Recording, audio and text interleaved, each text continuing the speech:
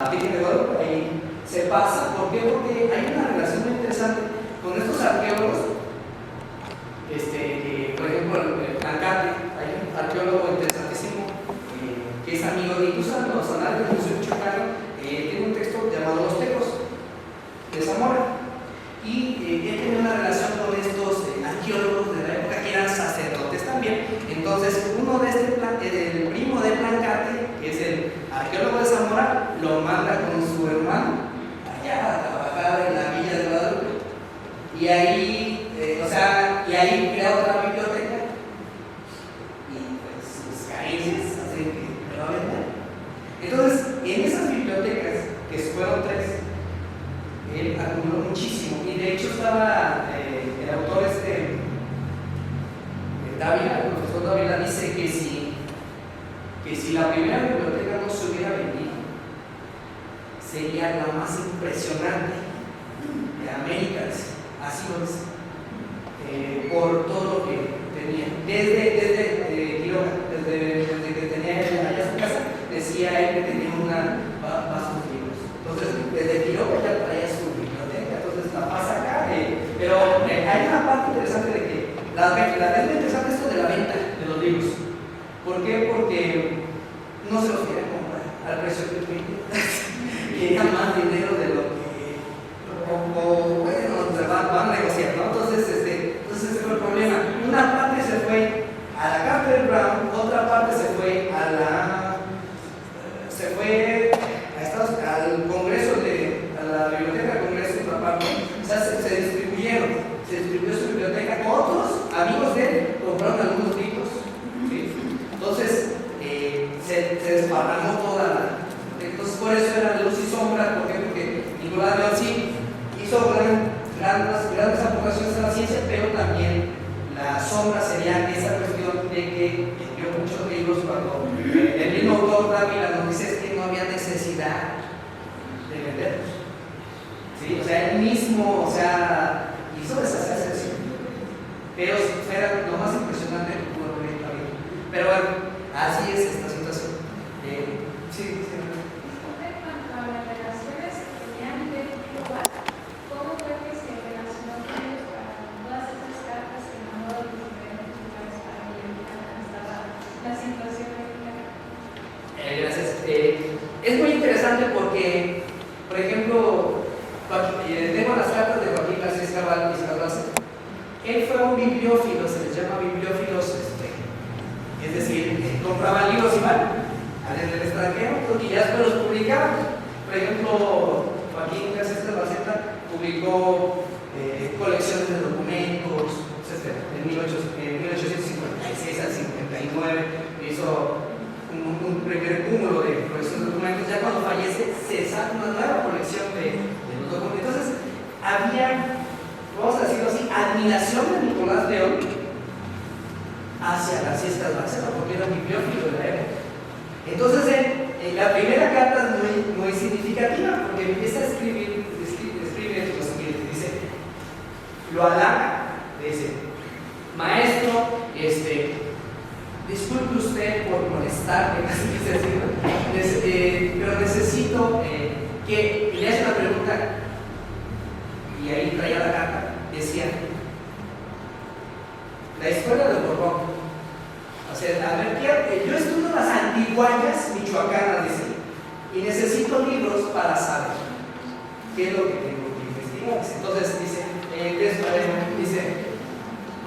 la relación de Michoacán, que es un texto importantísimo. En la historia de Manuel Paino, que por ahí está, Borbón, en francés, escribió un texto sobre Michoacán. Y además de estos personajes, ¿quién más escribió? Y disculpe mi intromisión, la respuesta de Escarraza es genial. No le dice nada de lo que le preguntan, pero esa amistad por medio de cartas empezó a dar frutos. ¿Por qué? Porque él escribió la bibliografía del siglo XVI, este señor, García Escarraza. Entonces dice: mándeme un tomo, mándeme el libro, y empezó la comunicación con estos personajes, ¿sí? Entonces, con esa comunicación, hombre, García Escalvaceta y dice, hagan esto. Le mandaba una receta, la carta, haga esto. Y a ver cómo se cura. O váyase a aires más puros, decía él. Váyase a sus haciendas, llévese a su hija y para que va a ver cómo va a estar mejor. Entonces, tú estás en las cartas, ves a un personaje más humano, pues, o sea, y muy enojado también. También era muy enojado, sí, se enojaba. ¿Por qué? Porque cuando retuman el negocio que tenían de sus 5 salarios, pues ya se enojó, se va a enojar el Señor. ¿Sí? Entonces, era también enojosillo. Pero es importante esta situación de que va relacionándose. Por ejemplo, ¿sabes con quién se relacionó también bien interesantemente? Con Natalia Nuttall. ¿No? ¿Cómo se llama? La alemana, Marcos. Es Nuttall, se escribe Nuttall. Ella escribió, es una mujer, fíjate qué interesante, es una científica alemana y incluso al principio le dice, discúlpeme, es evolucionista ella, siga dando, dice, disculpe que un chimpancé como yo le escriba, doctor, pero bueno, disculpe, perdone mi español, dice, ¿no? Entonces esas cartas empiezan a tener redes, le llamamos nosotros redes con el estilo, ¿sí? Entonces, con Nuttall es muy interesante. Ella empieza, es un humor alemán un poco extraño, pero bueno, ella en ese momento está en Alemania, entonces se me hace muy extraña que Nuttall le diga que es un chimpancé.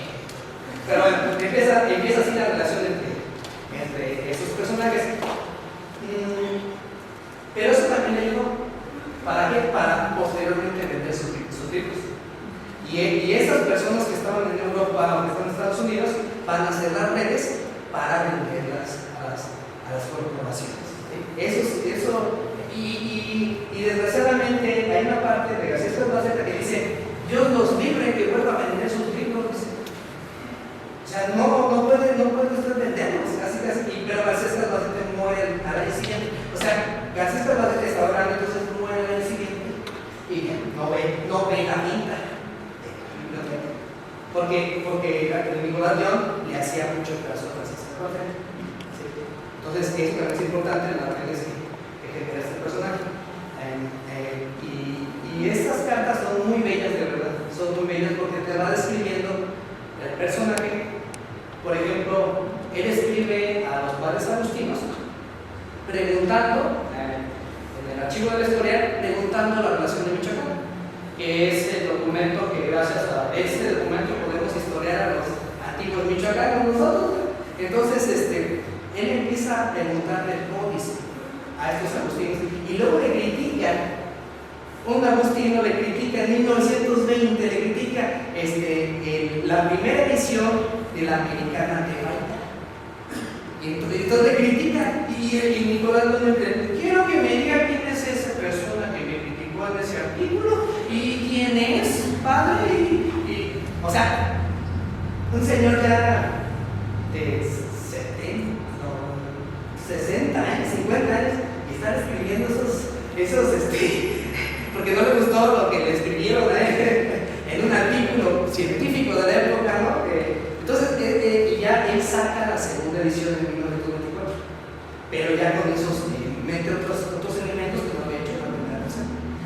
Pero es como una respuesta a ese agustino que le estaba molestando. Entonces, por eso hace esa edición del 24, que es la edición que se editó en el Instituto de Investigaciones Históricas, me parece, que es esa versión. Porque viene un apéndice, vienen varios elementos. Bueno, espero a ver. ¿Alguna otra pregunta? Porque ya no traigo mi presentación. Pero sí, yo este personaje, quiero enfatizar algo. Este personaje es muy importante, ¿sí? Porque él creó muchos textos que estaba viendo. Wow, o sea, en un año escribió 20 textos. O sea, en 1886 fue el boom de este señor. En el 85 nada más escribió 3, ¿no? Pero en el 86, no, de ahí empezó. Cuando fue director, escribió un montón de cosas anualmente. Y escribía de todo. O sea, escribía, como dijo ahorita, el maestro de la vida también. O sea, porque es parte de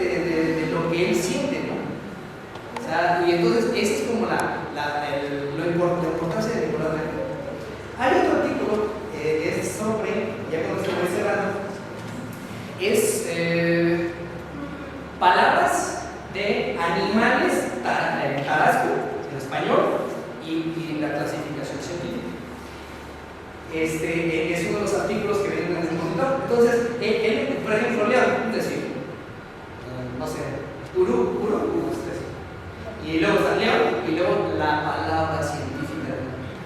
Eso es muy importante de este sentido naturalista, y desgraciadamente, no sé si no se ha estudiado pues a profundidad este personaje. Entonces él escribe de acuerdo a sus necesidades científicas, a sus necesidades personales, y al final es eso, las necesidades de las personas para poder escribir a los demás.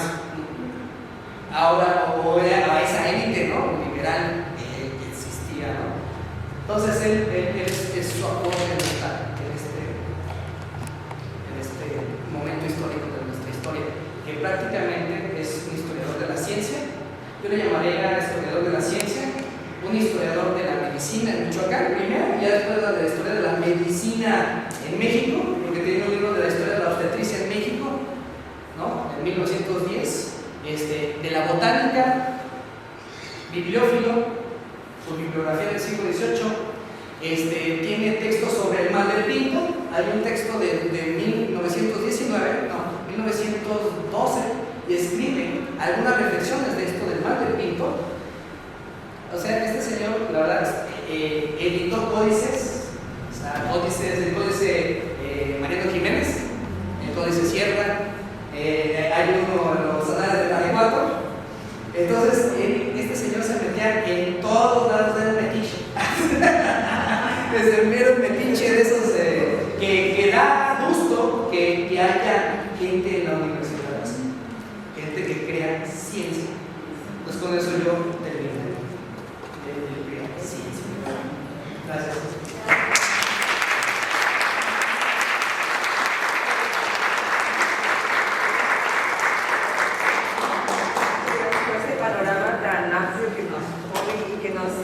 Deja con inquietudes, ¿no? Creo que, por ejemplo, lo que comentan de las mutilaciones dentarias o de las mediciones antropométricas, o la cuestión prácticamente del positivismo y la divulgación de la ciencia, ¿no? Porque eso es otra parte muy importante, pero que eran realmente textos científicos, que era algo diferente de lo que se había estado haciendo hace momento.